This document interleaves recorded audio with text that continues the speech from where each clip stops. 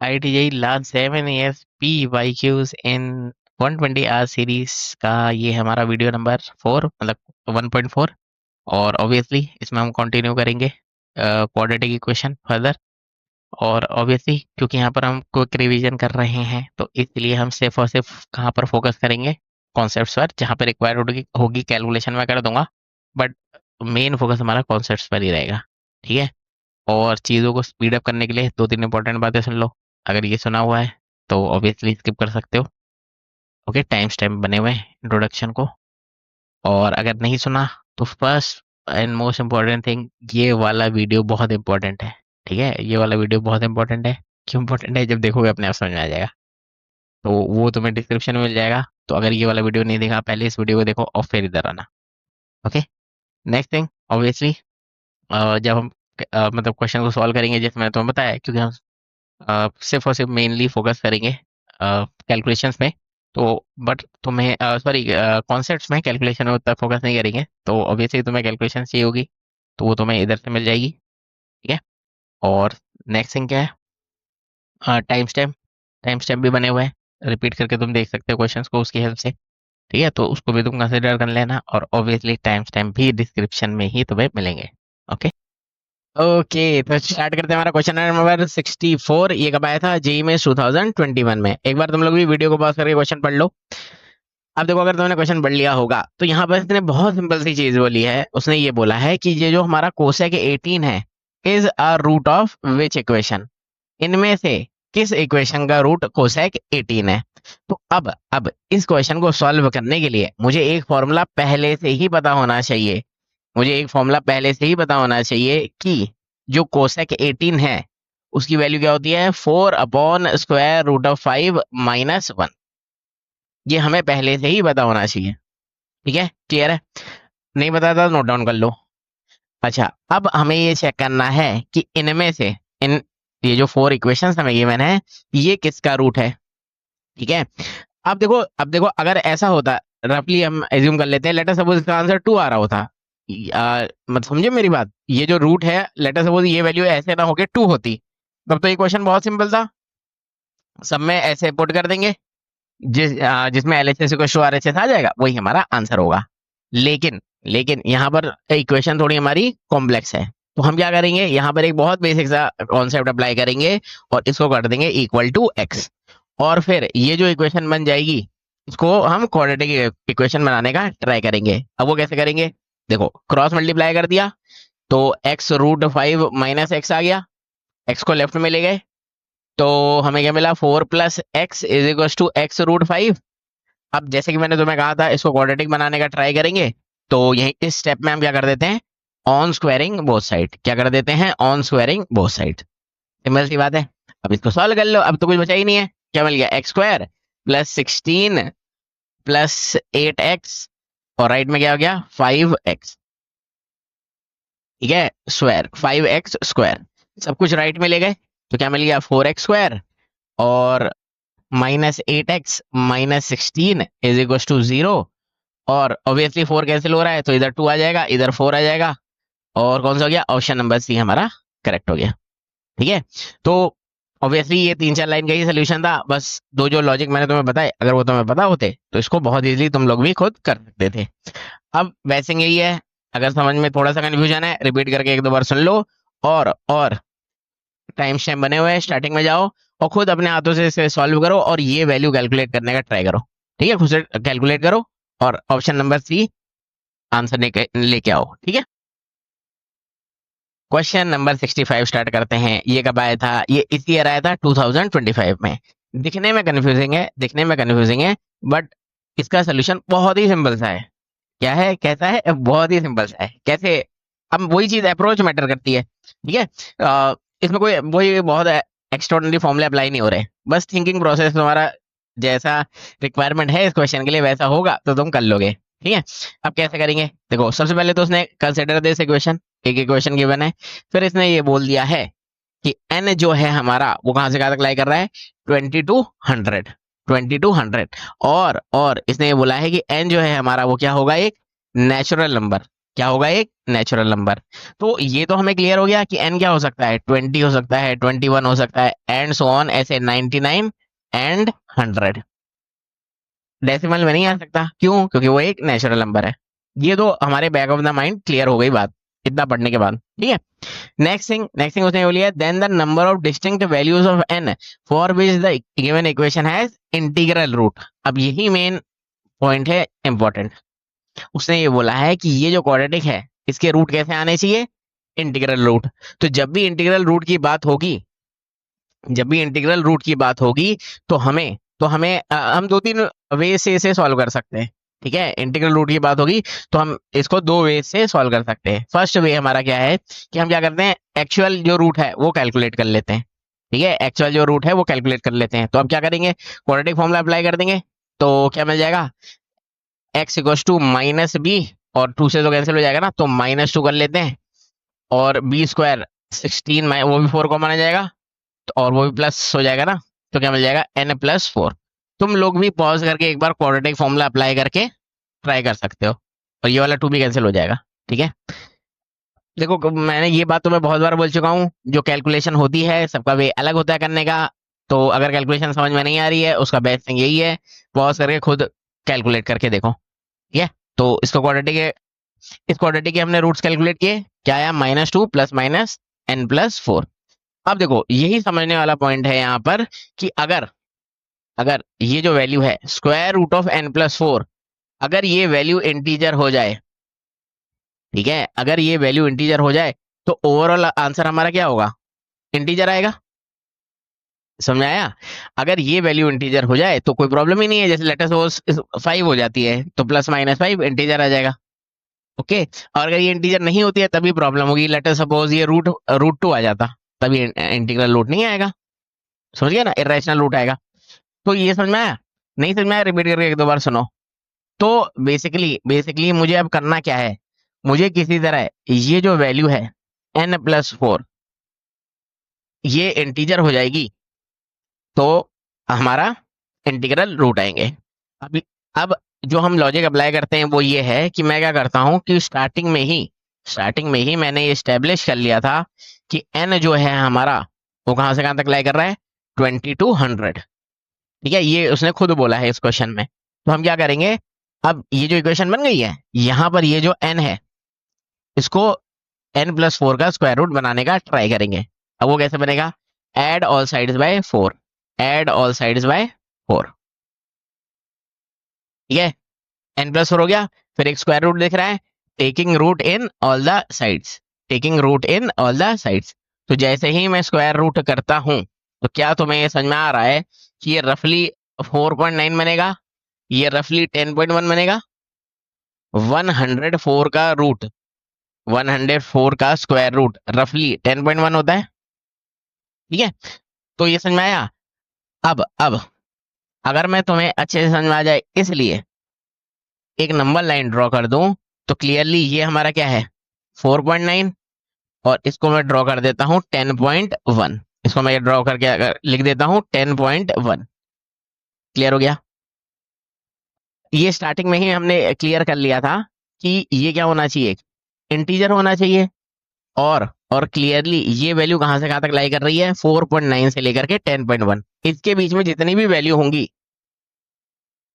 Root of n+4 वो आ सकता है, ठीक है। लेकिन हमें क्या चाहिए, इंटीग्रल रूट्स। तो इसलिए हम चेक करेंगे कि इसके बीच में कौन कौन से इंटीजर्स हैं, इसके बीच में कौन कौन से इंटीजर हैं। तो क्लियरली दिख रहा है 5 आएगा, 6 आएगा, 7 आएगा, 8 आएगा, 9 आएगा, और फिर क्या आएगा, 10।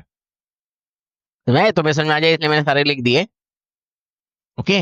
तो ये रूट ऑफ n+4 5 हो सकता है, 6 हो सकता है, 7, 8, 9 अप टू 10 हो सकता है।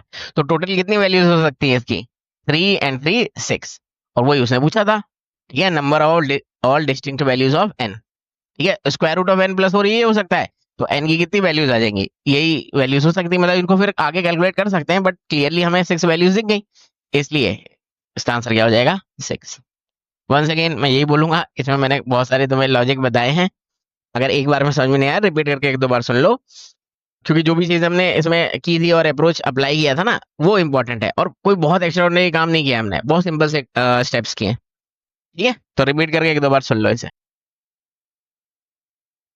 Once again question number 66 start करते हैं। ये कब आया था? जेई में 2024 में। मैं ये बोलूंगा दिखने में कंफ्यूजिंग है, लेकिन लेकिन अगर तुम एक एवरेज स्टेप्स के साथ भी किसको करोगे ना, बेसिक अंडरस्टैंडिंग के साथ भी करोगे, तो ये बहुत इजीली तुम्हारा सॉल्व हो जाएगा। ठीक है, अब ऑब्वियसली पॉज करके अगर तुमने पढ़ लिया होगा तो मैं तुम्हें एक्सप्लेन करता हूँ। तो सबसे पहले इसने बोला है कि अल्फा बीटा जो है हमारे क्या है, नेचुरल नंबर है। अल्फा बीटा हमारे क्या है, नेचुरल नंबर है। इसका मतलब क्या हो सकता है कि अल्फा बीटा ये क्या हो सकते हैं, 1 2 3 एंड सो ऑन। नेगेटिव नहीं हो सकते, और डेसिमल में नहीं होगा, और ना ही जीरो होगा। 1 2 3 ऐसे कुछ भी हो सकता है, क्योंकि उसने खुद बोला है कि वो नेचुरल नंबर है। तो ये चीज हमें अपने माइंड में रखनी है। फिर उसने बोला है कि अल्फा बीटा जो है इस इक्वेशन के रूट है।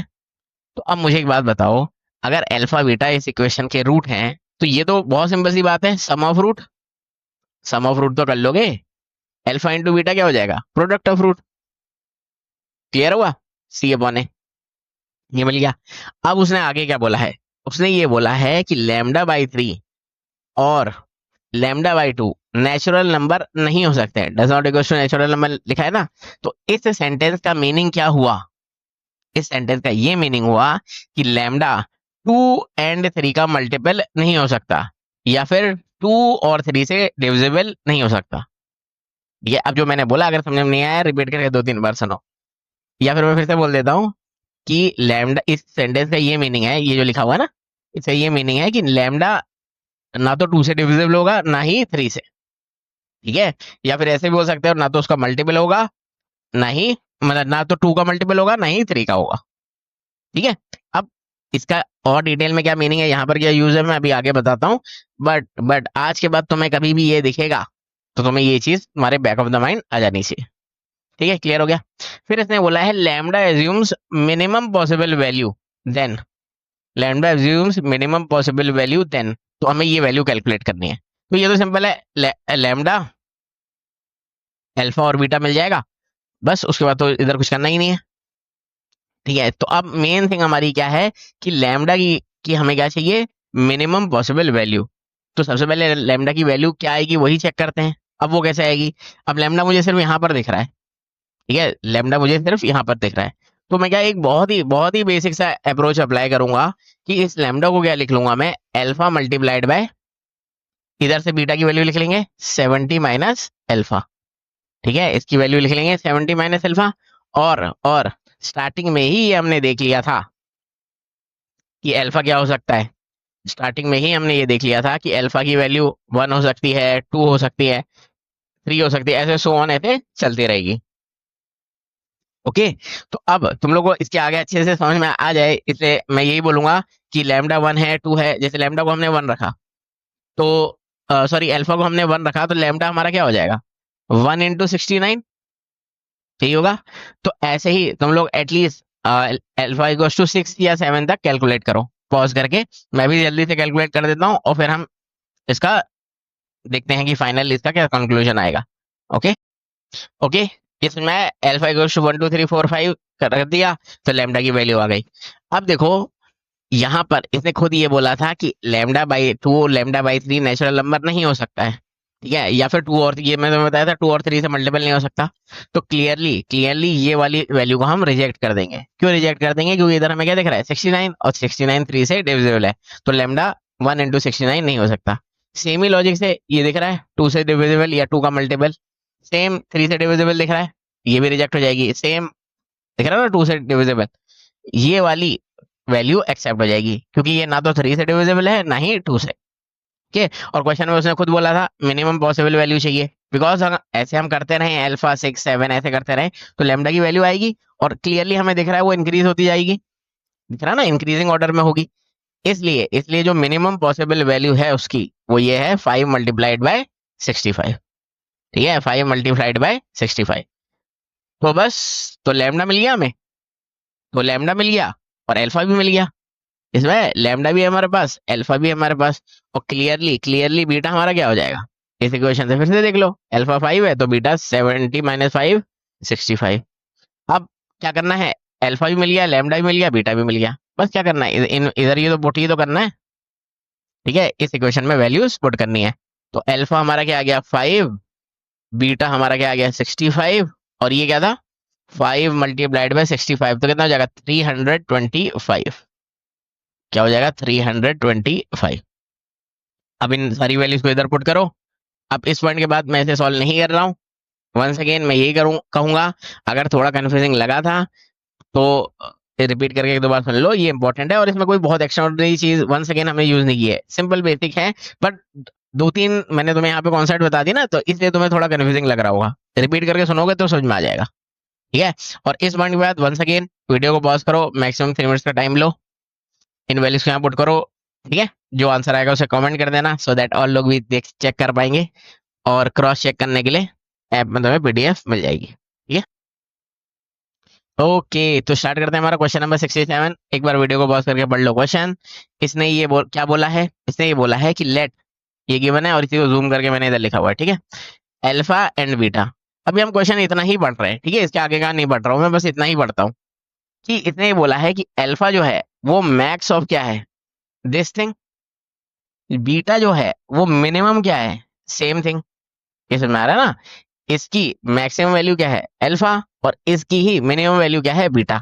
तो अगर मुझे किसी तरह इसकी मैक्सिमम और मिनिमम वैल्यू मिल जाए तो मुझे बीटा में अल्फा और बीटा दोनों मिल जाएंगे, ठीक है। अब वो कैसे आएगी, तो अब तुम मुझे खुद बताओ कि ये जो 8 लिखा हुआ है, 8 लिखा हुआ है, क्या मैं इसको 2 पावर 3 लिख सकता हूँ। 8 को 2 पावर 3 लिख सकते हैं, और 3 × 2 क्या हो जाएगा 6। क्या ये सभी को समझ में आया, ठीक है। फिर 4 को हम क्या लिख सकते हैं 2 पावर 2, तो 4 × 2 क्या हो जाएगा 8 कॉस ऑफ 3x। क्या हो जाएगा कॉस ऑफ 3x। ये समझ में आया।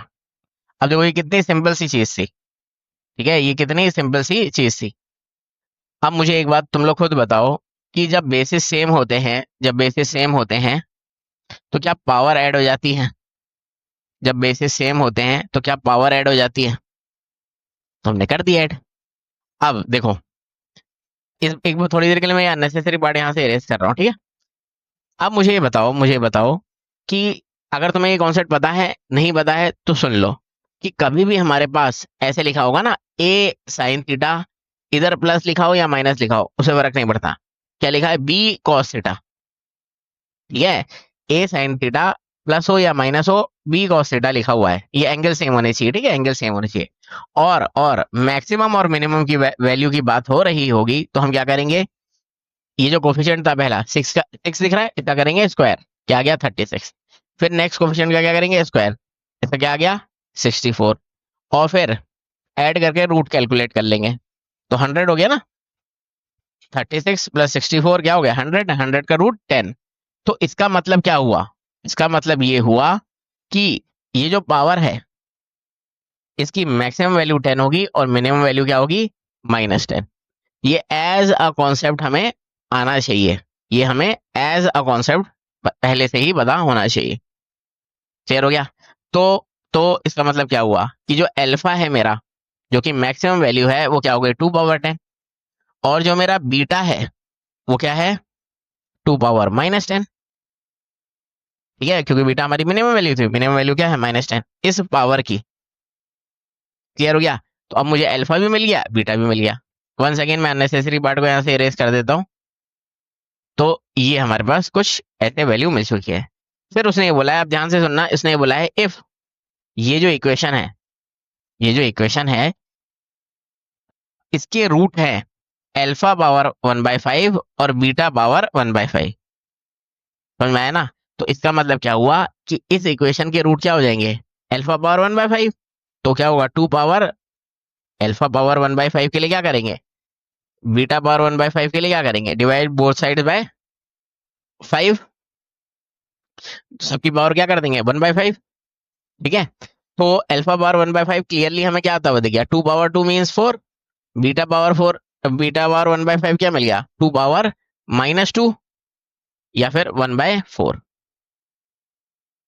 क्लियर हो गया। अल्फा पावर 1/5 हमारा क्या हो गया 4, और बीटा पावर 1/5 हो गया 1/4। समझ में आया। अब वंस अगेन मैं अननेसेसरी पार्ट यहाँ से इरेज करूं तो क्लियरली क्लियरली ये जो क्वाड्रेटिक है, ऐसा इसने खुद बोला है कि इस क्वाड्रेटिक के जो दो रूट हैं, वो एक तो हो गया 4 और एक हो गया 1/4। एक हो गया 4, एक हो गया 1/4। तो हमें क्या चाहिए? ठीक है, इसी को मैंने 4 और 1/4, ठीक है, ये थोड़ा सा मैंने यहाँ पर तो वैसे समझा जाए, इसे क्वेश्चन थोड़ा सा इधर भी लिख दिया है। 4 एंड 1/4, 4 एंड 1/4, ये इसके रूट हैं। तो हमें क्या चाहिए? सी माइनस बी की वैल्यू। हमें क्या चाहिए? सी माइनस बी। अब ये भी बहुत सिंपल सी चीज है कि अगर मैं तुम्हें बोलूं कि 4 मल्टीप्लाइड बाय 1/4 क्या होगा? ये क्या होगा? Product of root. Product of root क्या होता है? C upon A. तो सी की वैल्यू क्लियरली क्या हो गई? 8 के इक्वल। क्लियर हो गया? सी की वैल्यू 8 हो गई। अगर मैं 4 प्लस 1/4 कर दूं तो बेसिकली मैंने क्या किया? सम ऑफ रूट। ठीक है, 17/4 सम ऑफ रूट, और सम ऑफ रूट क्या होता है? Minus B upon A. तो करेंगे तो क्या हो जाएगा? 234। बी की वैल्यू क्या हो गई? -34। तो अल्टीमेटली हमें क्या चाहिए? सी माइनस बी। तो सी माइनस बी मेरा क्या हो जाएगा? 8 माइनस -34, क्या आ गया? 42। और यही हमारा सोल्यूशन होगा। वंस अगेन मैं यही बोलूंगा कि अगर कंफ्यूजिंग लगा है, रिपीट करके एक दो बार सुनो, ये समझ में आ जाएगा। इसमें भी बहुत बेसिक से कॉन्सेप्ट यूज होते हैं, और ये जो कॉन्सेप्ट यूज हुए हैं वो आने चाहिए तुम्हें। ओके, क्वेश्चन नंबर 68 स्टार्ट करते हैं। ये कब आया था? जेईई में 2021 में। और आई बिलीव तुम में से मैक्सिमम लोगों को ये आता ही होगा, बट नहीं पता तो सुन लो। बहुत सिंपल सी चीज है, इसकी वैल्यू चाहिए। ठीक है, इसकी वैल्यू चाहिए। अब यहाँ पर समझने वाला पॉइंट ये है कि अगर इस पूरी बड़ी सी वैल्यू को मैं एक्स लिख दूं, तो ये क्या लिखा हुआ है? 4+1/5+1। और फिर मैं क्या करूं? सिर्फ इतने पार्ट को पर अगर मैं फोकस करूं, तो ये भी तो एक्स ही लिखा हुआ है। इधर से चेक कर लो, अगर इसको मैंने एक्स किया था तो ये भी तो एक्स ही लिखा हुआ है। समझ में आ रहा है ना? तो बस यही मेन थिंग है इसकी, कि तुम्हें ये समझ में आ जाना कि ये भी एक्स लिखा हुआ है। तो फिर क्या बच जाएगा? 4+1/5+1/x। ठीक है, तो ये वैल्यू कुछ ऐसी बन जाएगी। ये वैल्यू कुछ ऐसी बन जाएगी। क्लियर हो गया? अब ये ऐसी वैल्यू बन गई, तो बस अब क्या करना है? अब इसको एलसीएम लेके सॉल्व कर लो। एलसीएम लेके सॉल्व कर लो। ठीक है, ये एक्स के इक्वल है। ठीक है, एक्स के इक्वल है, x equal to this thing आ रहा है। तो ये मिल गया हमें 4+x/5+x is equal to x. बस अब इस वैल्यू को, इस इक्वेशन को सॉल्व कर लो, एक्स की वैल्यू मिल जाएगी। ठीक है, तो अब इसके आगे रेकमेंडेड यही है कि मैक्सिमम 3 मिनट्स में इसे ट्राई करो। मैक्सिमम 3 मिनट्स में इसे ट्राई करो फर्दर सॉल्व करने का, और जो आंसर आएगा उसे कमेंट कर देना। और फिर भी ना हो पाए तो मैं जाके इसकी पीडीएफ देख लेना, क्योंकि अभी कैलकुलेशन ही है। अब देखो, इतनी तो आनी चाहिए तुम्हें। और ये रहे तुम्हारे ऑब्जेक्टिव। ठीक है, इसके ऑब्जेक्टिव ये हैं, इनमें से जो आंसर आएगा ना, ये तुम्हारा ऑब्जेक्टिव टाइप था, इनमें से जो आंसर आएगा उसे मतलब चेक कर सकते हो और कमेंट भी कर देना। ओके, सेम क्वेश्चन नंबर 69 उसी लॉजिक पर बेस्ड है। एक आया था जेईई में 2021 में, कि फिर से वही, अगर मैं इसको एक्स कर रहा हूँ तो इतनी वैल्यू भी हमारी एक्स के इक्वल ही होगी। तो अगर लास्ट वाला क्वेश्चन तुमने खुद पेन पेपर लेके बैठ के सॉल्व किया होगा, तो तुम्हें ये भी समझ में आ जाएगा। ओके, तो ये वाला भी तुम्हारा होमवर्क क्वेश्चन है। बेस्ट थिंग यही है, वीडियो को पॉज करो, मैक्सिमम 3 मिनट्स में से ट्राई करो। ठीक है, और जो आंसर आएगा उसे कमेंट कर देना। और पीडीएफ तो तुम्हें पता है कहाँ मिलेगी। ओके, तो स्टार्ट करते हैं हमारा क्वेश्चन नंबर 70। बिल्कुल ही सिंपल सा क्वेश्चन है, एक दो लॉजिक बस पता होने चाहिए, और इस जैसा कोई भी क्वेश्चन तुम्हारा सॉल्व हो जाएगा। और इसमें जो लॉजिक यूज करने वाले हैं वो इंपॉर्टेंट है। अब देखो क्या करना है, क्वाड्रेटिक दिख रही है। अब देखो, फर्स्ट थिंग जो हमें इस क्वेश्चन को देखते ही समझ में आनी चाहिए, वो ये समझ में आनी चाहिए कि इसको मैं कुछ ऐसे लिख सकता हूँ। ठीक है, इसको मैं कुछ ऐसे लिख सकता हूँ। ये समझ में आया मैंने क्या किया? कि कभी भी हमारे पास ग्रेटेस्ट इंटीजर फंक्शन होगा और वहां पर कोई इंटीजर एडेड होगा। यहाँ पर क्या एडेड है? 2 है, तो टू टू उस ग्रेटेस्ट से बाहर आ जाएगा। समझिए, इसको ऐसे समझ सकते हैं। क्लियर हो गया? तो ये इक्वेशन बन गई। अब इसको सॉल्व कर लो। अगर मैं इस इक्वेशन को सॉल्व करूं, अगर मैं इस इक्वेशन को सॉल्व करूं, तो ये क्या मिलेगा? 2 टाइम्स ग्रेटेस्ट ऑफ एक्स 4 क्या हो गया, -3 इज इक्वल टू 0। समझ आया ना? अब ये क्वाड्रेटिक बन गई, अब इस क्वाड्रेटिक को सॉल्व करना है। अब ये जो ग्रेटेस्ट लिखा हुआ है इससे कंफ्यूज नहीं होना है हमें, ये जो ग्रेटेस्ट लिखा है इससे कंफ्यूज नहीं होना। सिंपल वे में इस क्वाड्रेटिक को सॉल्व करना है, ठीक है। मिडिल टर्म स्प्लिटिंग, जो ग्रेटेस्ट है उसको मतलब भूल जाओ थोड़ी देर के लिए, उसको एक्स एज्यूम कर लो, ठीक है। तो अब इसके रूट भी बहुत सिंपल है, एक 1 आता हुआ दिख गया और एक -3 आता हुआ दिख गया, ठीक है। एक हमारी एक्स की वैल्यू क्या आई, 1, और एक्स की वैल्यू क्या आई, -3। समझ आया?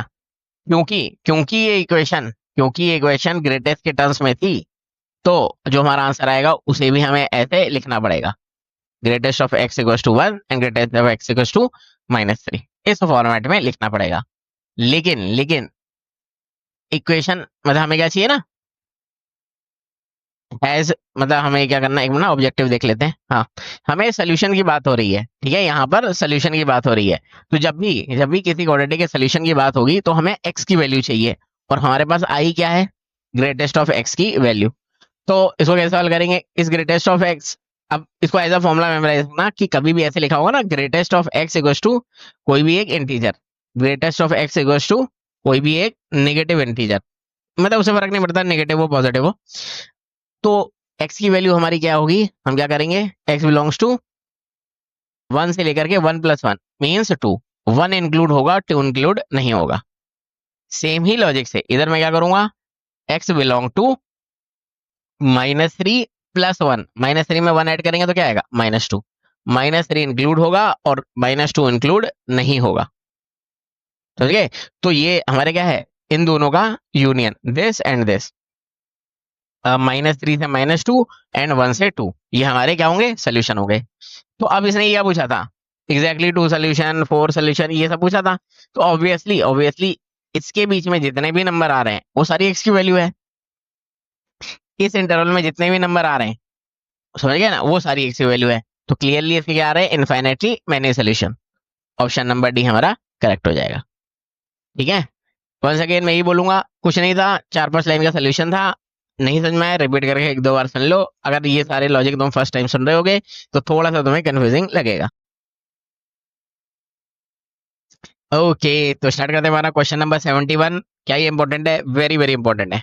ये कब आया था, जेई मेंस 2019 का ये पीवाईक्यू है।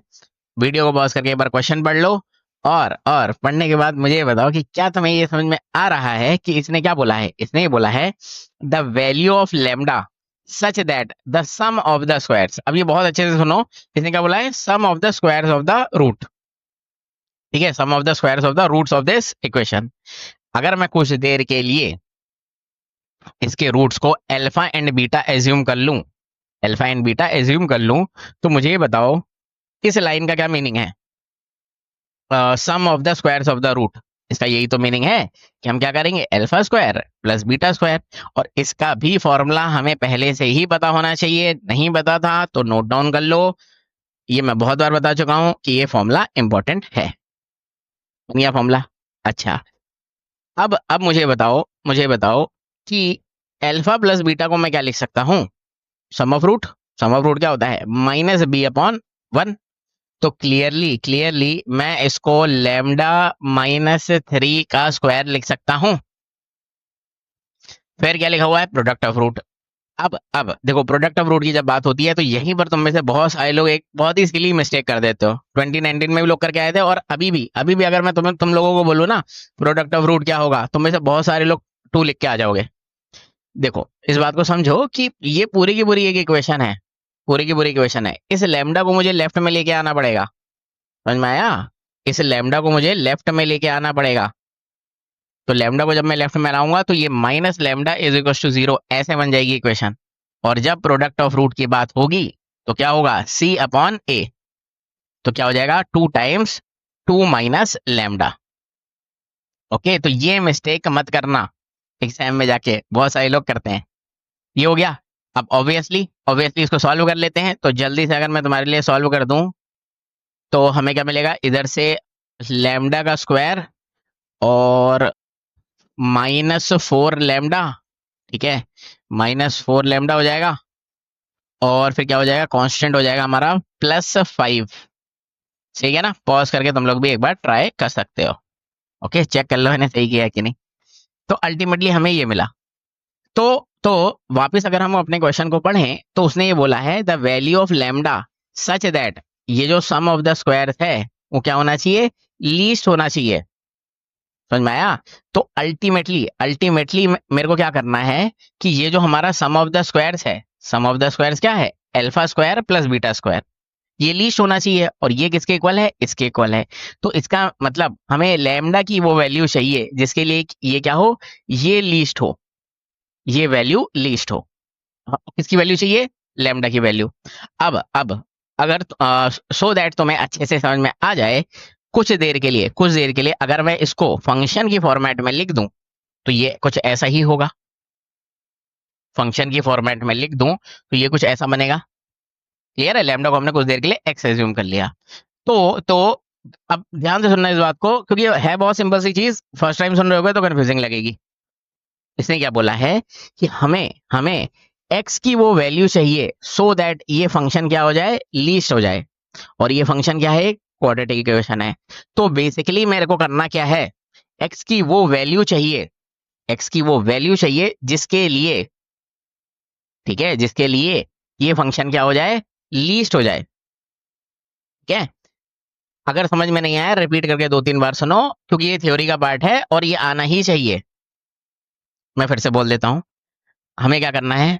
बेसिकली इस पॉइंट तक आते आते हमें इस क्वाड्रेटिक में लैम्डा की वैल्यू चाहिए कि ये पूरी की पूरी लीस्ट हो जाए। ठीक है? तो तो वो वैल्यू क्या होती है? उसे हम एज अ फॉर्मूला हमें वो आना चाहिए। ठीक है? हमें एज अ फॉर्मूला ये कॉन्सेप्ट आना चाहिए कि कभी भी हमें फंक्शन को लीस्ट करना होगा और एक्स की वैल्यू पूछी जाएगी तो वो क्या होता है? वो लीस्ट वैल्यू क्या होती है? -b/2 ठीक है? वो वैल्यू क्या होती है? -b/2 इसको थोड़ा सा अच्छे से लिख देते हैं, अच्छे से लिख देते हैं। देखो अब तो मैं समझ में आ रहा होगा। ठीक है? वो वैल्यू क्या होती है? -b/2। अब ये मत कहना कि -b क्या होता है ये नहीं पता। ऑब्वियसली -b क्या होता है? एक्स का कोफिशिएंट। ए क्या होता है? एक्स स्क्वायर का कोफिशिएंट। तो ये हमें एज अ फॉर्मूला पता होना चाहिए। ठीक है? तो वैल्यू पुट कर दी तो हमारा आंसर क्या आ गया? 4/2 × 1 मीन्स 2। तो ये हमारी क्या होगी? एक्स की लीस्ट वैल्यू होगी। ठीक है? एक्स की वो यानी ये एक्स की लीस्ट वैल्यू नहीं होगी, ये एक्स की वो वैल्यू होगी जिसके लिए ये वाला क्वाड्रेटिक क्या हो रहा है? लीस्ट। समझ में आया? अगर नहीं समझ में आया तो रिपीट करके 2-3 बार सुनो। ये है तो बहुत ही सिंपल सी चीज, लेकिन ऑब्वियसली समझाने में मुझे समझने में थोड़ा सा कंफ्यूजिंग रहेगा। रिपीट करके सुनोगे तो समझ में आ जाएगा। अच्छा ठीक है?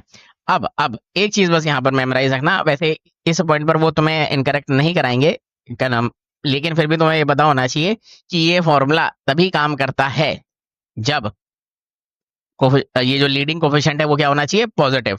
लीडिंग कोफिशिएंट पॉजिटिव दिख रहा है ना, इसका लीडिंग कोफिशिएंट एक्स स्क्वायर का कोफिशिएंट क्या दिख रहा है? पॉजिटिव।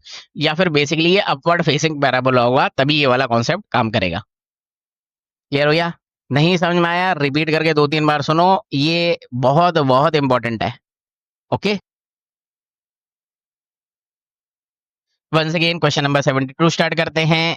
सेम उसी लॉजिक पर बेस्ड है बट थोड़ा सा यहाँ पर चेंज कर दिया है, जो इससे पहले वाला हमने क्वेश्चन नंबर 71 किया था। अब इधर क्या बोला है? फिर से वही चीज, minimum value of the sum of the squares of the root. Once again sum of the squares of the root की बात हो रही है, तो alpha square plus beta square मेरा क्या हो जाएगा? अल्फा प्लस बीटा का whole square -2 times alpha beta. ये लास्ट क्वेश्चन में ही देखा था। फिर मैंने लास्ट क्वेश्चन में भी सेम चीज तुम्हें बताई थी कि क्योंकि यहाँ पर अल्फा प्लस बीटा लिखा हुआ है तो ये क्या हो जाएगा? Sum of root. Sum of root इधर से आ जाएगा -b/a, तो इसको a-3 का स्क्वायर लिख सकते हैं। फिर once again product of root c/a, ये लास्ट क्वेश्चन में मैंने तुम्हें बताया था, इसको मुझे क्या करना पड़ेगा? लेफ्ट में लेके आना पड़ेगा। तो जब मैं इसको लेफ्ट में लेके आऊंगा तो ये कुछ ऐसा बन जाएगा, ये कुछ ऐसा बन जाएगा। तो c/a हमारा क्या हो जाएगा? ये हो जाएगा +2 टाइम्स 2a + 1। क्लियर हो गया? अब इसको सॉल्व कर लेते हैं, तो क्या मिल रहा है, दिख रहा है ना क्लियरली, ए स्क्वायर माइनस 2a और प्लस 7 आएगा ना।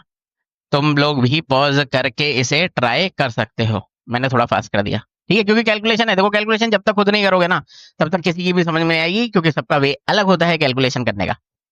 ओके, तो अब देखो लास्ट वाले क्वेश्चन में हमें क्या करना था, वहां पे लैम्डा था, अब यहाँ पर ए है, तो लास्ट वाले क्वेश्चन में हमें ए की वैल्यू चाहिए थी, सो दैट ये हमारा sum of the square of the roots least हो जाए। लेकिन लेकिन यहां पर हमें क्या करना है, हमें इसकी मिनिमम वैल्यू चाहिए, ठीक है, इस बारी हमें क्या चाहिए, इसकी मिनिमम वैल्यू, ठीक है। तो तो तो बहुत बेसिक सा कॉन्सेप्ट है, या तो तुम वही वाला कॉन्सेप्ट अप्लाई कर लो, वो मैंने तुम्हें बताया था कि ए हमारा क्या होगा, माइनस बी अपॉन, अब ये कंफ्यूज मत होना इसमें, माइनस बी अपॉन 2a, या फिर ऐसे कर लो माइनस ऑफ, मैंने क्या बताया था, माइनस ऑफ इसका कोफिशिएंट, किसका, ए का कोफिशिएंट अपॉन 2 टाइम्स ए स्क्वायर का कोफिशिएंट। तो ए की वैल्यू क्या आ गई हमारी, 1, ठीक है, और ए को 1 यहां रख दो, ए को यहाँ पे 1 रख दो, तो कितना आंसर आ गया, 6। समझ गए, या तो ऐसे कैलकुलेट कर लो, नहीं तो क्योंकि देखो बात समझ में आ रही है ना, कि तुम्हें रिपीट कर करके देखना पड़ेगा, तब तुम्हें ज्यादा बेटर वे में समझ में आएगा, या खुद बैठ कर सोचना पड़ेगा इसको, ठीक है, कि ये ए जो हमारा 1 आया है ना, वो ए की ऐसी वैल्यू आई है जहां पर A square plus B square least हो जाए। इस क्वेश्चन में इसने क्या बोला है, वो जो लीस्ट वैल्यू इसकी है, इसकी लीस्ट वैल्यू पूछी है, किस पर वो लीस्ट वैल्यू आ रही है वो नहीं पूछा है। लास्ट वाले क्वेश्चन ये पूछा था कि ए की वो वैल्यू बताओ जब ये लीस्ट हो जाए। अब यहाँ पर इस पूरे की वैल्यू बतानी है, तो हम क्या करेंगे, सबसे पहले ए की वैल्यू कैलकुलेट कर लेंगे, और ए की वैल्यू कैलकुलेट करेंगे, उठा के इधर रख देंगे, क्लियरली आंसर 6 आ जाएगा। समझ गए, या तो ऐसे कर लो, नहीं तो इसका एक डायरेक्ट फॉर्मूला भी है, ठीक है, इसका डायरेक्ट फॉर्मूला भी है। वो क्या होता है, जब भी इस पूरे फंक्शन की लीस्ट वैल्यू चाहिए होगी, तो उसका फॉर्मूला क्या होता है, minus D upon 4a। D मतलब समझ गए, डिस्क्रिमिनेंट क्या हो जाएगा, बी स्क्वायर माइनस 4ac, तो 4 माइनस 28, और 4 इंटू ये इसका कोफिशिएंट, ठीक है, 4 इंटू कोफिशिएंट, तो ये 4 क्या गया, 24 अपॉन 4 मीन्स 6। या तो ऐसे कर लो। वंस अगेन मैं यही कहूंगा, अगर तुमने थ्योरी में ये वाला लॉजिक नहीं पढ़ा था, तो तुम्हें समझने में कंफ्यूजिंग लगेगा, रिपीट करके 2-3 बार सुन लो, अगर इस टाइप का क्वेश्चन रिपीट हो जाएगा, 4 लाइन का सोल्यूशन है इसका, ठीक है, मैक्सिमम 2 मिनट के अंदर ही भाई ये सॉल्व हो जाएगा, अगर तुम ये दोनों क्वेश्चन को, इसीलिए मैंने इनको एक साथ लिखा हुआ है, ठीक है, ये दोनों क्वेश्चन को अच्छे से समझ गए रिपीट कर करके, तो और ऑब्वियसली तुम्हें फिर से, अगर जब समझ गए हो, तो खुद अपने हाथों से दोनों को सॉल्व करना चाहिए, और इस डिफरेंस को समझना चाहिए कि यहाँ पर वो वैल्यू चाहिए, ठीक है। क्वेश्चन नंबर 71 में हमें लैम्डा की वैल्यू चाहिए कि ये क्वाड्रेटिक लीस्ट हो जाए, और यहाँ पर हमें इस क्वाड्रेटिक की लीस्ट वैल्यू चाहिए, ठीक है, दोनों बातें डिफरेंट है, और दोनों के मैंने तुम्हें फॉर्मूला बता रखा है, ठीक है, तो रिपीट कर करके देखो। ओके, क्वेश्चन नंबर 73 स्टार्ट करते हैं। ये भी बहुत ही सिंपल सा क्वेश्चन है, थोड़ा सा कैलकुलेटिव है, अगर तुम लॉजिक समझ गए, इस जैसा कोई भी क्वेश्चन सॉल्व कर लोगे। अब क्या कॉन्सेप्ट है, तुम भी एक बार पॉज करके अच्छे से पढ़ लो क्वेश्चन, ठीक है। तो उसने ये बोला है कि the number of all the positive integral values of alpha, ये समझ में आया, positive integral values of alpha. ये अब ये बैक ऑफ द माइंड हमारे आ जाना चाहिए कि हमें क्या चाहिए, positive integral value of alpha, मतलब एल्फा की वैल्यू क्या हो सकती है, 1 हो सकती है, 2 हो सकती है, 3 एंड सो ऑन, यही हो सकती है, नेगेटिव नहीं हो सकती, डेसिमल में नहीं हो सकती, क्योंकि इंटीग्रल वैल्यू चाहिए ना, इंटीजर होनी चाहिए वैल्यू, और पॉजिटिव भी होगी, तो सिर्फ और सिर्फ ये वैल्यूज हो सकती है, 1 2 3 एंड सो ऑन। समझ आ गया, इतना देखते ही हमारे बैक ऑफ द माइंड ये आ जाना चाहिए, क्लियर हो गया। फिर उसने ये बोला है, for which the roots of the quadratic equation, अब ये क्वाड्रेटिक इक्वेशन है हमारी, तो इसने बोला है आर रैशनल नंबर्स, समझ में आया, आर रैशनल नंबर। तो इसने क्या बोला है कि जो हमारे रूट्स हैं इस क्वाड्रेटिक के, वो क्या होने चाहिए, रैशनल नंबर।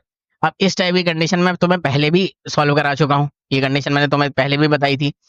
अब इस बात को अच्छे से समझो, जब भी हमारे रूट रैशनल नंबर होंगे, तो वहां पर हमें 2 कंडीशन चेक करनी होगी।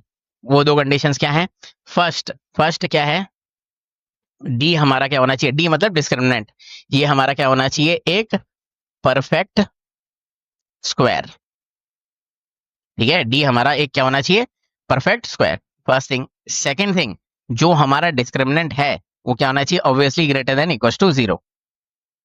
डी जब ग्रेटर देन इक्वल टू 0 होगा तभी तो रियल रूट आएंगे ना, रियल के अंडर में ही तो आता है ना रैशनल नंबर्स, समझ गया ना? तो ये दो कंडीशन हमें चेक करनी होती है। अब पर्टिकुलर इस क्वेश्चन में कैसे सॉल्व करेंगे, बहुत सिंपल सी चीज है। अब ये तो थ्योरी का पार्ट था जो इतना मैंने सारा तुम्हें बताया, कि तुम्हें क्वेश्चन पढ़ने से पहले वैसे आना चाहिए, नहीं बताता तो आज के बाद मेमोराइज रखना, ठीक है? अब ये दो कंडीशन हमारे माइंड में हो गई। अब इसने ये बोला है द नंबर ऑफ, ठीक है, अब सबसे पहले वही चेक तो करते हैं कि इसके रूट क्या आएंगे। तो रूट कैसे कैलकुलेट करते हैं, वही हमारा क्वाड्रेटिक फॉर्मूला या मिडिल सेटिंग, जैसे तुम्हें सही लगे वैसे कर लो। मैं क्वाड्रेटिक फॉर्मूला अप्लाई कर रहा हूँ, ठीक है? या फिर हम एक काम और कर सकते हैं, क्वेश्चन को थोड़ा इजी बनाने के लिए हम डायरेक्टली डी से ही स्टार्ट करें, क्योंकि हमें डी को ही चेक करना है, तो डिस्क्रिमिनेंट ही डायरेक्ट इसका कैलकुलेट करते हैं। तो डिस्क्रिमिनेंट इसका क्या हो जाएगा, बी स्क्वायर माइनस 4ac, तो क्या हो गया 121 माइनस 24 अल्फा, ये क्या हो गया हमारा डिस्क्रिमिनेंट। क्लियर हो गया? तो अब ये जो डिस्क्रिमिनेंट है वो दो कंडीशन हमें चेक करनी है, पहली ये ग्रेटर देन 0 होना चाहिए, सेकंड ये परफेक्ट स्क्वायर होना चाहिए।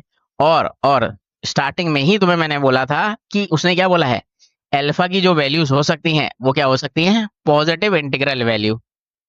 अल्फा की वैल्यूज क्या हो सकती हैं, ओनली पॉजिटिव इंटीग्रल वैल्यू। तो हम यहाँ पर जो लॉजिक अप्लाई करेंगे वो ये है कि पहले मैं अल्फा को एक टेबल बनाऊंगा, अल्फा को 1 रखूंगा, 2 रखूंगा, 3 4 5 6 एंड सो ऑन, ऐसे कुछ नंबर्स तक मैं अल्फा की वैल्यू रखूंगा, ठीक है? अल्फा की वैल्यू रखूंगा और फिर उसके करस्पॉन्डिंग मुझे डिस्क्रिमिनेंट मिलेगा, ठीक है? लेटर सपोज मैंने अल्फा को 1 रखा, तो 121 माइनस 24 कितना हो जाएगा 97, क्या हो जाएगा 97। क्लियर हो गया? अब बेस्ट थिंग यही है, यहीं पर एक बार वीडियो को पॉज करो, एक बार खुद अपने हाथों से ये सारी वैल्यूज कैलकुलेट करो, 7 और 8 तक मैं भी इसे जल्दी से कर देता हूँ, ठीक है? ओके, ये समझ में आया? हमने 1 रखा 97 आया, 2 रखा 75 आया, 3 4 5 ऐसे जब हमने 6 रखा ना, 6 रखा तो क्या आएगा, एक नेगेटिव नंबर आएगा। 6 रखेंगे तो क्या आएगा, एक नेगेटिव नंबर आएगा। तो ये तो हम पहले ही स्टेब्लिश कर चुके हैं कि जो हमारा डिस्क्रिमिनेंट है वो क्या होना चाहिए, ग्रेटर देन 0 मीन्स पॉजिटिव होना चाहिए। तो इसके आगे की कोई वैल्यू तो हम कैलकुलेट करेंगे ही नहीं, क्योंकि नेगेटिव आ रहा है ना, 7 8 उसके बाद नेगेटिव आता रहेगा, ठीक है? तो उसके आगे तो हम कैलकुलेट नहीं करेंगे, तो हम इतनी ही वैल्यूज पर चेक करेंगे। सेकेंड थिंग क्या होनी चाहिए, वो एक परफेक्ट स्क्वायर होना चाहिए। तो क्या 97 एक परफेक्ट स्क्वायर है, नहीं। क्या 75 एक परफेक्ट स्क्वायर है, नहीं। क्या 49 एक परफेक्ट स्क्वायर है, यस। क्या 25 एक परफेक्ट स्क्वायर है, यस। क्या 1 एक परफेक्ट स्क्वायर है, यस। तो इसके कितने सोल्यूशन हो गए, 3। ये तो होता ना number of possible positive integral values of alpha, तो अल्फा की वैल्यू क्या हो सकती है, 3 हो सकती है, 4 हो सकती है एंड 5 हो सकती है, ठीक है? तो इसे क्या हो जाएगा, ऑप्शन नंबर बी, ठीक है? तो वंस अगेन मैं यही कहूंगा, थोड़ा सा तो मैं अगर, क्योंकि इसमें थ्योरी बहुत सारी थी ना, और तुमने अगर थ्योरी नहीं पढ़ी है ये वाली जो मैंने तुम्हें बताई है, तो इसको रिपीट करके एक दो बार सुन लो। ये कम्प्लीटली नॉर्मल है कि तुम्हें पहली बार में सोल्यूशन ना समझ में आए, ओके? तो इसलिए रिपीट करके देख लेना, okay? Once again question number 74 start करते हैं। ये भी सिंपल से ही क्वेश्चन है, बस थोड़ा सा कैलकुलेटिव है। वन बाय वन, मतलब 2 3 कॉन्सेप्ट यूज हो रहे हैं, वन बाय वन उन कॉन्सेप्ट को अप्लाई करोगे तो तुम्हें तुम्हारा सोल्यूशन बहुत इजीली मिल जाएगा। तो ऑब्वियसली ये कब आया था, जेई मेंस 2021 का BYQ है, वीडियो को पॉज करके एक बार क्वेश्चन पढ़ लो। इसने ये बोला है ABCBN AP, ये जो A B and C है ये किस में है, AP में है। तो इसका मतलब क्या हुआ कि ये तो हमें वेरी इजीली समझ में आ रहा होगा कि 2B हमारा क्या हो जाएगा, A+C। 2B हमारा क्या हो जाएगा, A+C, क्यों, क्योंकि ये AP में है। क्लियर हो गया?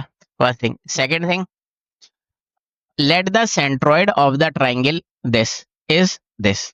अब देखो ये एज अ फॉर्मूला हमें पता होना चाहिए, नहीं पता तो मैं तुम्हें थोड़ा सा एक्सप्लेन कर देता हूँ कि लेटर सपोज हमारे पास कोई एक ट्राइंगल है, ठीक है, जिसकी वर्टिसेस क्या है, A, C, जिसके वर्टिसेस क्या है, A, C, 2, B, A, B। और अगर मुझे इसका सेंट्रॉइड चाहिए होगा, अगर मुझे इसका क्या चाहिए होगा, सेंट्रॉइड, तो मैं कैसे कैलकुलेट करूंगा, सेंट्रॉइड का जो एक्स कोऑर्डिनेट होगा वो क्या होगा, x1 plus x2 plus x3 means A plus B by नहीं plus 2, x1 plus x2 plus x3 by 3 upon 3। ये क्या होगा x कोऑर्डिनेट, और x कोऑर्डिनेट उसने खुद ही दिया हुआ है 10/3, तो ये किसके इक्वल हो जाएगा 10/3 के इक्वल। सेम ही लॉजिक से जब मैं y कोऑर्डिनेट की बात करूंगा तो y1 plus y2 plus y3/3, तो क्लियरली ये क्या हो जाएगा c प्लस 2b अपॉन क्या हो जाएगा 3, और ये उसने खुद ही 7/3 हमें बोला हुआ है, 7/3 खुद ही बोला है ना। ओके, अब ये नहीं पता था तो एज अ फॉर्मूला ये कॉन्सेप्ट तुम्हें पता होना चाहिए, ठीक है। अब बस इसको सॉल्व ही तो करना है, इसको सॉल्व ही तो करना है। तो क्लियरली ये जो फर्स्ट वाली इक्वेशन है, फर्स्ट वाली इक्वेशन में ये 3 और 3 कैंसिल हो जाएगा, और a की वैल्यू मुझे क्या मिल जाएगी इधर से 2a 5 मीन्स 8 4 आ जाएगी। a की वैल्यू क्या हो जाएगी 4, 2 राइट में जाएगा ना 8 हो जाएगा, ठीक है।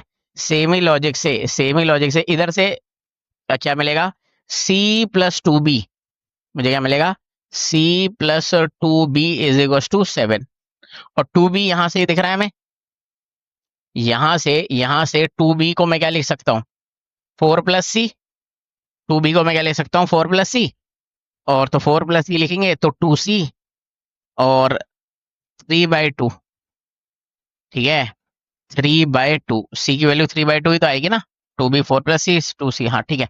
सी की वैल्यू क्या आ गई 3/2, सी की वैल्यू 3/2 आ गई। अगर सी हमारा 3/2 है तो बी हमारा क्या हो जाएगा, बी इधर से आ जाएगा ना 3/2 11/4, 11/4 ये आएगा। अब देखो कैलकुलेशन है, मैं बार बार वही बोलता हूँ, कैलकुलेशन जब तक खुद नहीं करोगे तब तक समझ में नहीं आएगी, बिकॉज सबका भी अलग होता है कैलकुलेशन करने का, ठीक है। तो अब मुझे ए भी मिल गया, बी भी मिल गया और सी भी मिल गया, ठीक है। ए बी एंड सी मुझे तीनों वैल्यूज मिल चुकी हैं, ए बी एंड सी मुझे तीनों वैल्यूज मिल चुकी है। तो अगर मैं क्वेश्चन को आगे बढ़ूं तो उसने ये बोला है कि alpha and beta are the roots of this equation. तो क्योंकि मुझे ए बी और सी मिल चुका है, ए बी और सी मिल चुका है, तो इस इक्वेशन को मैं क्या लिख सकता हूं, ए को क्या लिख सकते हैं हम 4x² plus 11/4x plus 1 is equal to 0, क्योंकि ए भी पता है मुझे, बी भी पता है, ठीक है। तो ए और बी दोनों मिल गए, तो ये इक्वेशन मिल गई। अब इस इक्वेशन के जो रूट हैं वो अल्फा एंड बीटा है, तो इसको लेके चलते हैं नेक्स्ट पेज में और देखते हैं हमें अल्टीमेटली क्या चाहिए। अच्छा, अब उसने ये बोला है कि इसके इसके रूट्स क्या क्या है अल्फा एंड बीटा, तो हमें ये चाहिए अल्फा स्क्वायर। अब मतलब बिल्कुल ही, अब ये तो कितना सिंपल सी चीज है, कितनी सिंपल सी चीज है ये। अब इसके आगे इसको हम क्या लिख सकते हैं, अल्फा प्लस बीटा का स्क्वायर -2 अल्फा बीटा, इसको ये तो लिखते हैं, और एक पहली से है तो क्या मिल जाएगा -3 alpha beta. Alpha plus beta हमारा क्या होगा सम ऑफ रूट, ये क्या होगा प्रोडक्ट ऑफ रूट। अब देखो, अब इसके आगे देखो तुम्हें खुद करना चाहिए, क्योंकि बहुत बेसिक सी चीज है, और रिकमेंडेड वही है, वीडियो को पॉज करके ट्राई करो, मैक्सिमम 1 मिनट लगना चाहिए इसके आगे, और इनमें से जो भी तुम्हारा आंसर आए उसे कमेंट कर देना, और क्रॉस चेक कर सकते हो तुम कैलकुलेशन पीडीएफ में। ओके, क्वेश्चन नंबर 75 स्टार्ट करते हैं। वंस अगेन वीडियो को पॉज करके पढ़ लो क्वेश्चन, और इसने क्वेश्चन में क्या बोला है कि A B and C be length of 3 sides of a triangle satisfying this condition, और ये कंडीशन इधर लिखी हुई है। क्लियर हो गया। अब सबसे पहले तो ये जो कंडीशन है ना हमारी A B C be length of 3 sides of a triangle, ये भी थ्योरी का पार्ट है कि तुम्हें ये समझ में आना चाहिए कि अगर उसने क्वेश्चन में ये बोला है कि A B and C triangle के 3 साइड्स है, तो हमें ये पता होना चाहिए कि अगर मैंने 2 लेंथ को ऐड कर दिया तो वो ऑलवेज ग्रेटर होगी थर्ड साइड से, है ना। ए प्लस बी मैं करूंगा तो ये ए प्लस बी ऑलवेज सी से ग्रेटर होगा, या फिर मैं ऐसे करता बी प्लस सी तो ये ऑलवेज ए से ग्रेटर होगा, सी प्लस ए करेंगे तो ये ऑलवेज बी से ग्रेटर होगा। अब इन तीनों में जो तुम्हें क्वेश्चन अच्छी लग रही है उसको यूज कर सकते हो, ठीक है। पर ये तुम्हें पता होना चाहिए कि किसी 2 साइड का सम ऑलवेज थर्ड वाली से ग्रेटर होगा। क्लियर हो गया। अब देखो फिर उसने ये बोला है, ये कंडीशन गिवन है उसने हमें, ठीक है। If the set of all the possible values of X in alpha beta is in the interval alpha and beta, then ठीक है, अब देखो ये जो हमें कंडीशन गिवन है ना, ये वाली जो कंडीशन है, क्लियरली क्लियरली अगर मैं इसको एक ब्लॉक में लिखूं, इसको एक ब्लॉक में लिखूं और इसको एक ब्लॉक में लिखूं, तो क्लियरली क्या तुम्हें समझ में आ रहा है कि ये क्या है, क्वाड्रेटिक इक्वेशन। ठीक है, अब इस क्वाड्रेटिक इक्वेशन को जब भी इस टाइप की हमारे पास क्वाड्रेटिक इक्वेशन आएगी ना, तो हम एक लॉजिक अप्लाई करते हैं, जो हम मतलब ट्राई करते हैं कि क्या ऐसे हो सकता है। तो फर्स्ट वाला लॉजिक है कि हम क्या करते हैं, एक्स को 1 रख के देखते हैं। तो अगर मैं इधर जितने भी एक्स हैं उनको 1 रख दूं तो क्या होगा, ये 1 बन जाएगा, ये भी 1 बन जाएगा। क्या ये पूरा कैंसिल होके 0 हो रहा है, क्या ये पूरा कैंसिल होके 0 हो रहा है? तो इसका आंसर है नहीं, कैंसिल होके 0 नहीं हो रहा है। तो फिर हम एक सेकंड लॉजिक अप्लाई करते हैं। वो लॉजिक क्या है, अब इसको ध्यान से समझना कि मैं क्या करता हूँ, ऑब्वियसली एक्स स्क्वायर को इससे मल्टीप्लाई करूंगा और इससे मल्टीप्लाई करूंगा। सेम एक्स को इससे करूंगा, इसको इससे करूंगा, इसको इससे करूंगा, इससे करूंगा, ये बेसिक मल्टीप्लीकेशन है। तो जो समझने वाला मेन थिंग है यहाँ पर वो ये है कि हम क्या लिखेंगे, ऐसे लिखेंगे, देखो ए स्क्वायर एक्स स्क्वायर, और जो बी वाला टर्म है उसको मैं कलर चेंज करके लिख रहा हूँ। ठीक है, बी स्क्वायर एक्स स्क्वायर। फिर नेक्स्ट जो मल्टीप्लीकेशन है उसको लिखेंगे -2ab(x), और इसको क्या लिखेंगे, -2bc(x), ये लिखेंगे। और फिर हमारे पास क्या बच गया, +b² + c²। ठीक है, +b² + c²। ठीक है, अब ये जो मैं तुम्हें कॉन्सेप्ट बता रहा हूँ ना, कि अब तुम ये बोलोगे ऐसे कैसे सोच लिया, देखो ये चीज है ना पहले से ही करके जानी होती है। ठीक है, ये बहुत ही जनरल सा कॉन्सेप्ट है, अगर तुमने थ्योरी पढ़ी होगी ना तो तुम्हें इस टाइप का कॉन्सेप्ट पता होता, बट एनीवेज नहीं पता तो सुन लो। तो हो क्या रहा है, जो मैंने येलो से लिखे हैं ना, जो मैंने येलो से लिखे हैं, अगर मैं उनको साइड कर लूं, ठीक है, अगर मैंने जो येलो से लिखे हैं अगर उन्हें मैं साइड कर लूं, तो क्या तुम्हें ये समझ में आ रहा है कि ये पूरा का पूरा क्या लिखा हुआ है, ax - b² समझ में, ax - b² ही तो लिखा हुआ है। क्लियर हो गया? तो ये तो हो गया हमारा, ये तो हो गया हमारा फर्स्ट पार्ट। सेम ही लॉजिक से एक बार वीडियो को पॉज करो और सेकंड पार्ट को देखो, जो मैंने ब्लू से लिखा हुआ है, तो तुम्हें ये समझ में आएगा कि वो क्या लिखा हुआ है, bx - c²। ठीक है, जो येलो से ब्लू से लिखा हुआ है bx - c² लिखा हुआ है। लिखा ना bx² - 2bcx + c, तो ये bx - c का ही तो होल स्क्वायर हुआ। क्लियर है, समझ में आ गया? तो ये चीज मेमोराइज करना, ये भी बहुत बार आता है, आने वाले क्वेश्चन में मैं तुम्हें शो कर दूंगा। तो मतलब देखो, अब तो मैंने कॉन्सेप्ट तो बता दिया है, तो आज के बाद कभी भी ऐसे कंडीशन देखेंगे ना, तुम्हें देखते ही अपने माइंड में ये आ जाना चाहिए कि देखो ax², 2ab(x)b², तो डायरेक्ट लिख लो ना ax - b²। ओके, अब ये पहले से करके जाओगे तभी वहां पे ऑब्जर्व कर पाओगे एग्जाम में। ये हो गया। नेक्स्ट कॉन्सेप्ट क्या है, नेक्स्ट कॉन्सेप्ट ये है कि देखो ये क्या है, किसी नंबर का स्क्वायर, ये क्या है, किसी एक नंबर का स्क्वायर। समझ गए? तो दो स्क्वायर कर रहे हैं, तो इसका मतलब क्या हुआ, ये पॉजिटिव होगा, ये भी पॉजिटिव होगा, क्योंकि किसी भी चाहे नंबर नेगेटिव हो चाहे पॉजिटिव हो, अगर उन दोनों का तुमने स्क्वायर कर दिया तो अल्टीमेटली आंसर क्या आएगा, पॉजिटिव। और अगर मैं दो पॉजिटिव नंबर्स को ऐड कर दूं, अगर मैं दो पॉजिटिव नंबर्स को ऐड कर दूं, क्या कभी उसका आंसर इक्वल टू 0 आ सकता है? अपने माइंड में सोचो, दो पॉजिटिव नंबर जिनको तुम ऐड करो आंसर 0 आ जाए, तो ऐसा कभी नहीं हो सकता है। ऐसा सिर्फ एक कंडीशन में हो सकता है, सिर्फ एक कंडीशन में हो सकता है, कब, जब ये दोनों के दोनों इंडिविजुअली 0 हो, क्योंकि 0 + 0 ही आंसर 0 आ सकता है। दो पॉजिटिव नंबर्स को तुम ऐड करके 0 कभी नहीं ला सकते। ठीक है, तो ये समझ में आया, इसका मतलब क्या हुआ, इंडिविजुअली ये दोनों के दोनों 0 के इक्वल है। तो इसका मतलब क्या हुआ कि कि एक बार मैं क्या लिखूंगा, एक बार मैं क्या लिखूंगा, इसको इक्वल टू 0 फर्स्ट वाले को, एक बार सेकंड वाले को। क्लियर है? और अब मैं थोड़ा सा इसको सॉल्व करता हूँ। सॉल्व कैसे करेंगे, कोई एक वैल्यू कैलकुलेट करने का हम ट्राई करेंगे। तो b = क्लियरली मुझे क्या दिख गया, ax, और यहां से c = क्या मिल गया मुझे, c = क्या मिला, bx, और b को वापस ax रख देंगे, तो क्या मिल जाएगा, ax²। ठीक है, ax²। हम ऐसा क्यों कर रहे हैं, हमने b को भी x a के टर्म्स में रिप्रेजेंट किया और सी को भी ए के टर्म्स में रिप्रेजेंट किया। ठीक है, ऐसा क्यों किया? क्योंकि स्टार्टिंग में ही मैंने तुम्हें ये बताया था कि ए प्लस बी हमारा क्या होगा, ग्रेटर देन सी।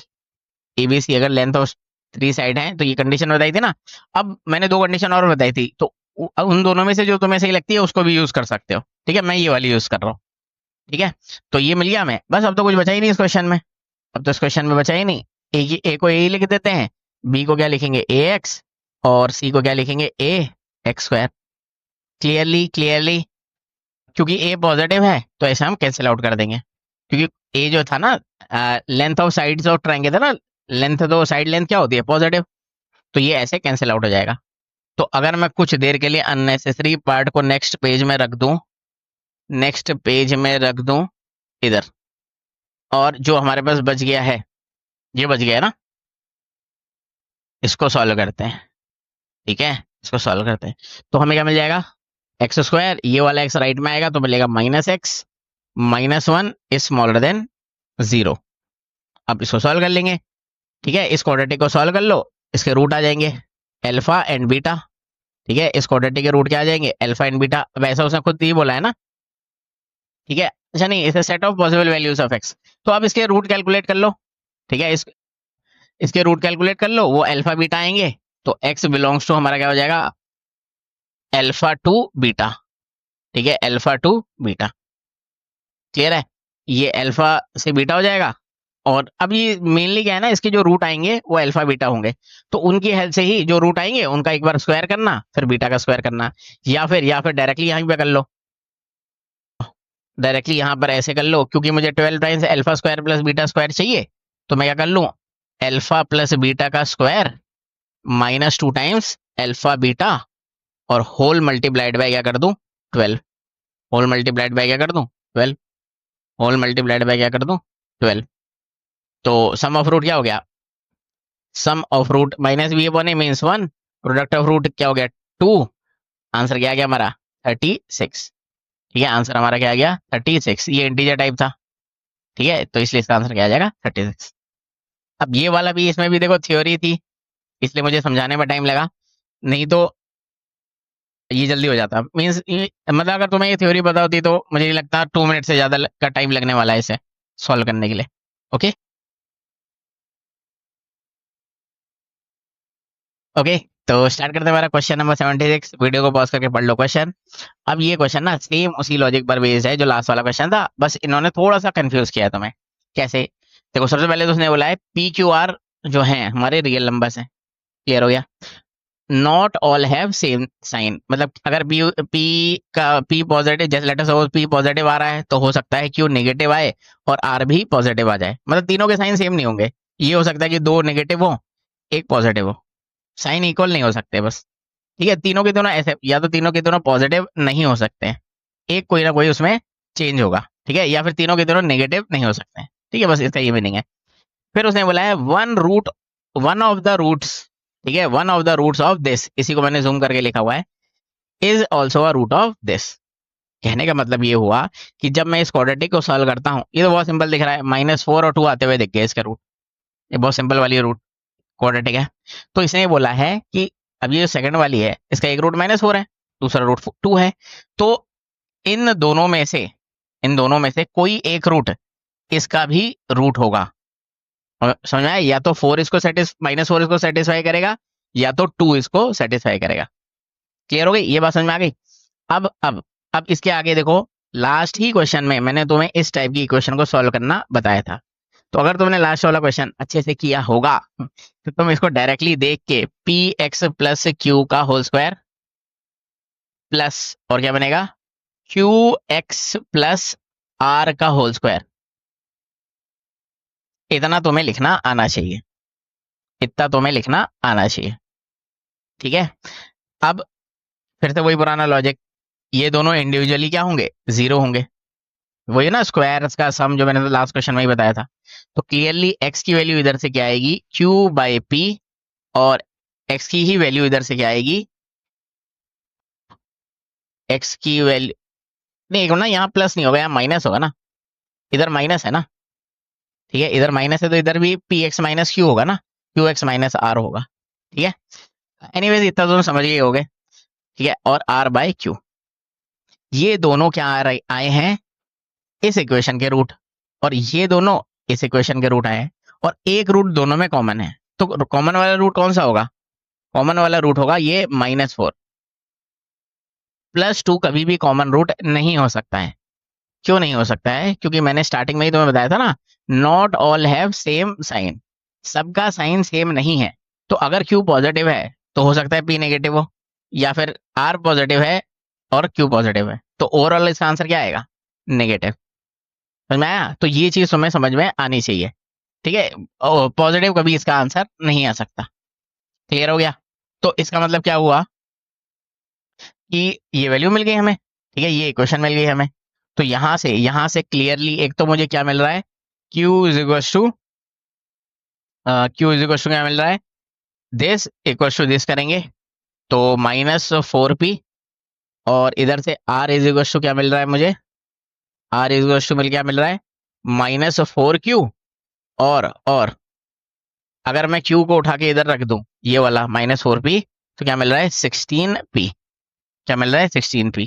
तो अगर मैं कुछ देर के लिए अननेसेसरी पार्ट को इरेज कर दूं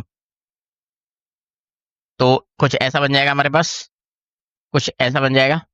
अब ये बन गया, तो अब वैल्यू पुट करनी है बस, इधर वैल्यू पुट करनी है, तो क्यू स्क्वायर क्या हो जाएगा 16p², आर स्क्वायर क्या हो जाएगा 256p², ठीक है, अपॉन अपॉन डिनोमिनेटर में क्या हो जाएगा p² कैंसिल हो जाएंगे, 272 हमारा आंसर आ जाएगा, और ये इंटीजर टाइप था।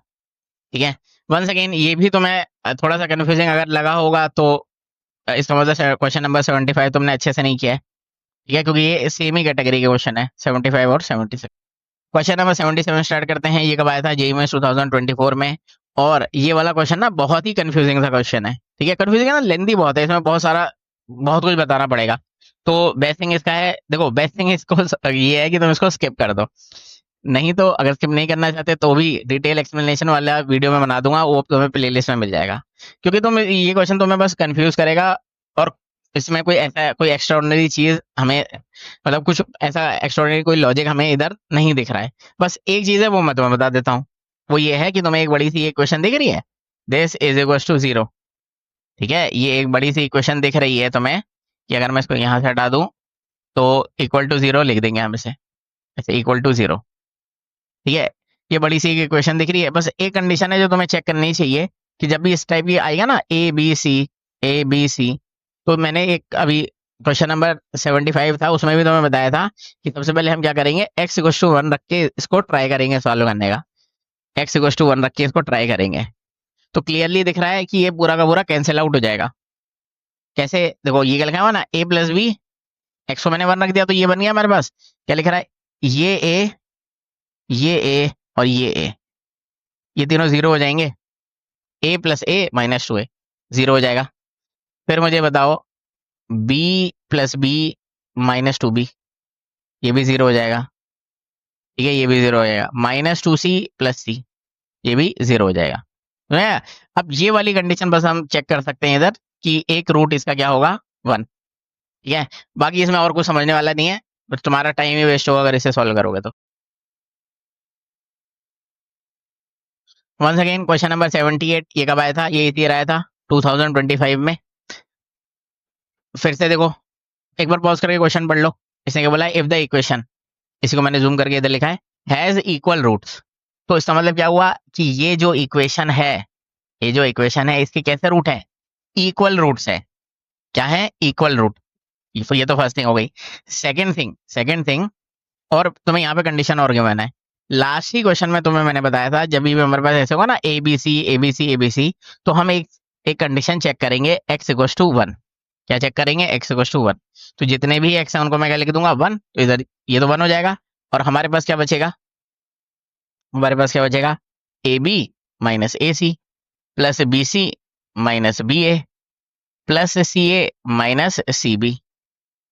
तो क्या तुम्हें समझ में आ रहा है कि ये AB और ये AB कैंसिल आउट हो जाएगा, AC BC सब कैंसिल आउट हो जाएगा, मतलब LHS इक्वल टू RHS आ जाएगा। तो इसका मतलब x इक्वल टू 1 इसका एक रूट है, और उसने क्या बोला है कि इधर क्या है, इक्वल रूट। तो बस सिंपल सी बात है, एक रूट अल्फा होगा तो दूसरा रूट बीटा होगा, तो दोनों के दोनों क्या होंगे, इक्वल टू 1। दोनों के दो रूट हमारे क्या होंगे, इक्वल टू 1। क्लियर हो गया फर्स्ट थिंग। सेकेंड थिंग, अगर मैं तुम्हें बोलूं कि अब देखो इसके आगे है ना, तुम लोग खुद ट्राई करना, ठीक है। एक मैं तुम्हें बस ये बोल देता हूँ, एक बंदा हिंट देता हूँ, नहीं तो इसमें कैलकुलेशन काफी सारी होगी, वो तुम्हें खुद ट्राई करनी चाहिए। और वैसे भी ये क्वेश्चन वही लोग कर पाएंगे जिन्होंने थ्योरी अच्छे से पढ़ी है, ठीक है। और ये इंपॉर्टेंट है ऑब्वियसली, ठीक है। तो अब मैंने मेन हिंट तुम्हें दे दिया है, अब इसके आगे तुम लोग खुद ट्राई करना, और नहीं हो पाएगा तो डिटेल एक्सप्लेनेशन वीडियो देख लेना, ठीक है। और इसको स्किप मत करना, ये अच्छा क्वेश्चन है, बट इसको समझाने में मुझे टाइम लगेगा, इसलिए इससे बेटर है कि तुम इसका डिटेल एक्सप्लेनेशन वीडियो ही देख लेना। Okay, once again question number 79। ये मतलब दिखने में बहुत बड़ा है, लेकिन ये भी सिंपल ही क्वेश्चन है। एग्जाम में कोई भी एवरेज स्टूडेंट भी इसको मैक्सिमम 3 मिनट में सॉल्व कर सकता है, लेकिन इतना सारा इसमें जो कंडीशन हमें गिवन है ना, इसको समझाने के लिए मुझे तुम्हें बहुत टाइम लगेगा, ठीक है। 10 मिनट्स तो मिनिमम लगेंगे ही। तो इसका भी मैं यही बोलूंगा, बेटर ये है तुम इसका डिटेल एक्सप्लेनेशन देख लो, और ये भी इंपॉर्टेंट क्वेश्चन है, ठीक है। ये भी एक क्या है, इंपॉर्टेंट क्वेश्चन है, तो इसका तुम्हें डिटेल एक्सप्लेनेशन देखना चाहिए। ओके, और तुम्हें समझ में आ जाएगा, कोई ऐसी बहुत नई चीज नहीं है, बस समझाने में मुझे टाइम लग जाएगा। ओके, और जो लोग पॉज करके अगर ट्राई कर रहे हो तो 3 मिनट्स में ट्राई करो इसे, और ये रहे तुम्हारे ऑब्जेक्टिव। आंसर आ जाए तो कमेंट कर देना, और क्रॉस चेक भी कर सकते हो तुम PDF. Okay, once again question number 80, तो इसको तो रिकमेंडेड है स्किप ही कर दो, ठीक है, क्योंकि इसमें इतनी सारी कंडीशन बनी है ना, तो एग्जाम में तो नेक्स्ट पॉसिबल है 5 मिनट या 6 मिनट में भी करना, एग्जाम में भी तुम्हें 10 to 12 मिनट्स लग जाएंगे इसे सॉल्व करने में, ठीक है। अब जिसने बहुत अच्छे से पढ़ाई कर रखी होगी, अगर मैं इसे सॉल्व करूंगा तो मैं तो कर दूंगा 4 मिनट में इसको, लेकिन जनरली नहीं कर पाओगे, और इसमें भी कोई बहुत ऐसा कोई मतलब तुम्हें कोई बहुत अच्छा लॉजिक नहीं समझ में मतलब यूज नहीं हो रहे हैं जो तुम्हारे काम आ सकते हैं या इंपॉर्टेंट हो गए, तो इसको चाहो तो स्किप कर सकते हो, और अगर नहीं तब भी नहीं करना तो डिटेल एक्सप्लेनेशन देख लेना इसका, क्योंकि समझाने में बहुत टाइम लगेगा मुझे। Okay, okay, once again question number 81। Video को पॉज करके पढ़ लो क्वेश्चन। ये भी एक अच्छा क्वेश्चन है, ये भी आना चाहिए, मतलब आना चाहिए, तुम लोगों को आना चाहिए कि जेई में 2023 का पीवाईक्यू है। अब देखो, इस क्वेश्चन को पढ़ के जो मेन अप्रोच होगी हमारी, वो अप्रोच ये होगी कि अगर मैं इसको देखूं, मिडिल टर्म स्प्लिटिंग कर देंगे, तो ये क्या लिखा हुआ है, x-3 मल्टीप्लाइड बाय x-1, ठीक है। x-3 मल्टीप्लाइड बाय x-1, ये तो क्लियरली दिख रहा है, x+1 नहीं, x+3 एंड x-3।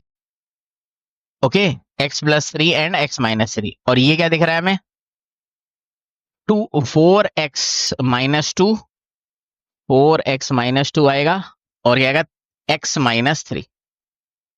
क्लियर है, पॉज करके एक बार चेक कर लो तुम, मैंने सही लिखा कि नहीं। ओके, ये मिल गया। अब तो हमें क्लियरली दिख रहा है ना, x-3, x-3, x-3, तो ये x-3 कॉमन आ जाएगा, और या फिर ऐसे समझ लो ये कैंसिल आउट हो जाएगा। और जैसे ही हम ऐसे कैंसिलेशन करते हैं, क्योंकि ये रूट में था ना, ये तीनों रूट में है ना, रूट के अंडर में, ऐसे रूट के अंडर में है, तो इसको हम क्या करेंगे, इक्वल टू 0। तो अब हमारे पास क्या बच जाएगा, x-1 का रूट प्लस x+3 का root is equal to 4x-2 का रूट। अब इस पॉइंट के बाद क्या करेंगे, ऑन स्क्वायरिंग बोथ साइड, फिर जो रूट वाला टर्म है, मतलब एक रूट वाला टर्म आ जाएगा, उसको लेफ्ट में रखेंगे, बाकी सब कुछ राइट में ले जाएंगे, और फिर से स्क्वायरिंग बोथ साइड करेंगे, और x की वैल्यू कैलकुलेट करेंगे। एक x की वैल्यू यहाँ से आ चुकी है, इज इक्वल टू 3। समझिए, अब इस पॉइंट के बाद वंस अगेन वही लोग कर पाएंगे जिन्होंने थ्योरी अच्छे से पढ़ी है, उस टाइप के क्वेश्चन की प्रैक्टिस करी है। रेकमेंडेड क्या है, रेकमेंडेड वही है, अगर तुमने थ्योरी अच्छे से पढ़ी है तो मैक्सिमम 3 मिनट्स में से ट्राई करो, इनमें से जो आंसर आएगा कमेंट कर देना, और फिर भी ना हो पाए तो वही पुराना अपना ऐप में भी देख सकते हो, और इसका डिटेल एक्सप्लेनेशन वीडियो भी, उसकी प्लेलिस्ट भी तुम्हें डिस्क्रिप्शन में मिल जाएगी, ठीक है। Once again question number 82। ये भी कैलकुलेटिव है बस क्वेश्चन। अब इसमें तुम्हें थोड़ा अपना टाइम इन्वेस्ट करना पड़ेगा, खुद पेन पेपर लेके इसको सॉल्व करना पड़ेगा। वीडियो को पॉज करके एक बार पढ़ लो क्वेश्चन, और ये 2022 का पीवाईक्यू है। जो मेन थिंग है ना इसमें ऑब्जर्वेशन, वो ये है कि जब मैं न्यूमरेटर माइनस डिनोमिनेटर करता हूं लेफ्ट हैंड साइड में और राइट हैंड साइड में, तो क्या मिलने वाला है, 3x, ये इधर क्या मिलेगा 2x² माइनस 12x प्लस 7।